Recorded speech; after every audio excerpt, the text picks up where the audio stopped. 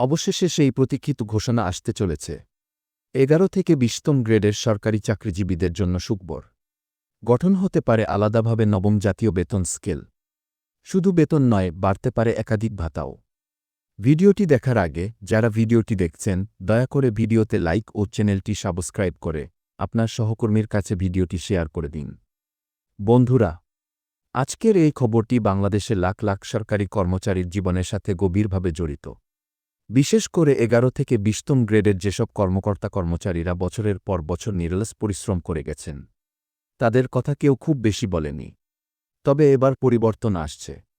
সরকার তাদের জন্য ভাবতে শুরু করেছে একটি আলাদা জাতীয় বেতন কাঠামো, যা হতে পারে নবম পে স্কেল, এবং এটিই হতে পারে এ দেশের প্রশাসনিক ইতিহাসে এক নতুন দিগন্তের সূচনা। চলুন একটু পেছনে ফিরে তাকাই। 2015 সালে চালু হয় অষ্টম জাতীয় বেতন স্কেল। তখন বলা হয়েছিল এই স্কেলটি দেশের সব সরকারি চাকরিজীবীদের জন্য ন্যায্যতা আনবে। কিন্তু বাস্তব চিত্র ছিল ভিন্ন। উচ্চপদস্থ কর্মকর্তা অর্থাৎ প্রথম থেকে 10ম গ্রেডের কর্মকর্তারা পেয়েছেন ব্যাপক সুবিধা। কিন্তু নিচের গ্রেড অর্থাৎ 11 থেকে 20তম গ্রেডের কর্মচারীরা প্রায় অবহেলিতই রয়ে গেছেন। সরকারি বিদ্যালয়ের পিয়ন থেকে শুরু করে ইউনিয়ন পর্যায়ের অফিস সহায়ক, অফিস সহকারী, টাইপিস্ট, হিসাবরক্ষক, গাড়িচালক এবং বিভিন্ন দপ্তরের চতুর্থ শ্রেণীর কর্মচারীরা দিনরাত পরিশ্রম করেও পাননি তাদের প্রাপ্য সম্মানজনক বেতন কাঠামো। এই প্রেক্ষাপটে অর্থ মন্ত্রণালয় ও জনপ্রশাসন মন্ত্রণালয় যৌথভাবে ভাবতে শুরু করেছে 11 থেকে 20তম গ্রেডের কর্মচারীদের জন্য একটি আলাদা এবং স্বতন্ত্র বেতন কাঠামো গঠন করা হবে। নতুন এই কাঠামোর নাম হতে পারে নবম জাতীয় বেতন স্কেল। এই প্রস্তাব বর্তমানে রয়েছে একটি প্রাথমিক পর্যালোচনায় এবং সরকারের উচ্চ পর্যায়ে এ নিয়ে আলোচনাও শুরু হয়েছে। বিশ্বস্ত সূত্রে জানা গেছে নতুন এই পে স্কেলে অন্তর্ভুক্ত থাকবে বেসিক বেতনের বৃদ্ধি, ইনক্রিমেন্ট হারে পরিবর্তন, চিকিৎসা ভাতা, বাড়ি ভাড়া ভাতা, পোশাক ও দপ্তর সংক্রান্ত ভাতা, এমনকি নতুনভাবে কিছু দক্ষতাভিত্তিক ক্যাটাগরি যুক্ত করার কথাও ভাবা হচ্ছে।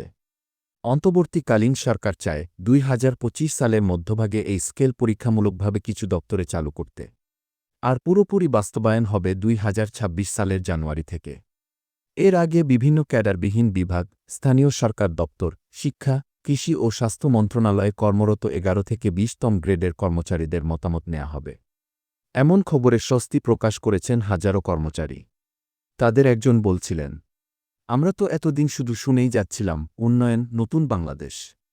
কিন্তু যারা এই উন্নয়ন বাস্তবায়ন করে সেই আমরা নিজের কর্মচারীরা অনেকটা অদৃশ্য শক্তি হিসেবে থেকে গেছি। এবার যদি অন্তর্বর্তীকালীন সরকার বাস্তবেই আমাদের জন্য কিছু করে, তাহলে তা হবে যুগান্তকারী।